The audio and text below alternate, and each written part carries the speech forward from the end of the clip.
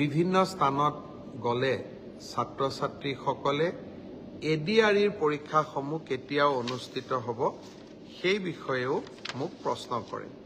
আজি আমি সেই বিষয়েও এখন বৈঠক কৰিছিলোঁ।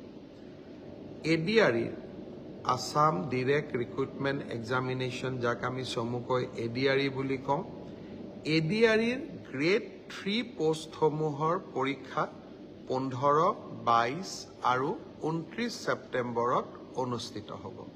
মই আকৌ এবাৰ কৈছোঁ যে গ্ৰেড 3 পোষ্টসমূহৰ বাবে ইণ্টাৰভিউ 15, 22 আৰু 29 ছেপ্টেম্বৰত অনুষ্ঠিত হ'ব। এই পৰীক্ষা এইবাৰ লোকসেৱা আয়োগে পতা পৰীক্ষাৰ আৰ্হিত হ'ব। প্ৰথমতে প্ৰিলিমিনাৰী পৰীক্ষা হ'ব, তাৰ পিছত মেইনছ হ'ব, আৰু মেইনছৰ পিছত আমি ভাইভা প্ৰক্ৰিয়াৰ মাজেৰে আমি সমগ্ৰ ইণ্টাৰভিউ প্ৰক্ৰিয়াটো সমাপ্ত কৰিম।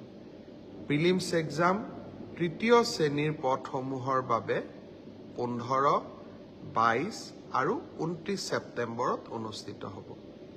আজি আমি জুলাই মাহত আছোঁ। মই আশা কৰিম যে আমাৰ শিক্ষাৰ্থীসকলে, চাকৰি প্ৰাৰ্থীসকলে যাতে পঢ়া শুনা আৰম্ভ কৰে। ঠিক সেইধৰণে চতুৰ্থ শ্ৰেণীৰ বাবেও আমি একেটাই ব্যৱস্থা হাতত ল'ম। প্ৰথমতে প্ৰিলিমছ, তাৰপিছত মেইনছ আৰু তাৰপিছত ভাইভা ভচি। গ্ৰেড 4 বা চতুৰ্থ শ্ৰেণীৰ পদৰো প্ৰিলিমছ 20 আৰু 27 অক্টোবৰত অনুষ্ঠিত হ'ব। আমাৰ গ্ৰেড 3ত প্ৰায় 7,500 পোষ্ট আছে আৰু গ্ৰেড 4ত প্ৰায় 4,500 বা আৰু অলপ 100-200 বেছি, ইমানখিনি আমাৰ পোষ্ট খালী হৈ আছে।